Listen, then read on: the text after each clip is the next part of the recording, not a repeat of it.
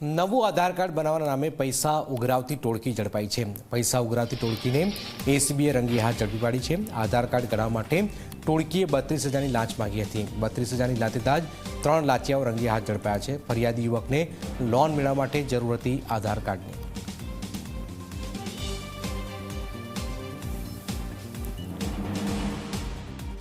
Civic સેન્ટરના જય પંચોલી અને જય પંચોલીએ પૈસા લેવા માટે ઉપયોગ કર્યો સંદીપ વક્તાજી પ્રજાપતિ કે જે કોલેજમાં ભણતો એક વિદ્યાર્થી છે।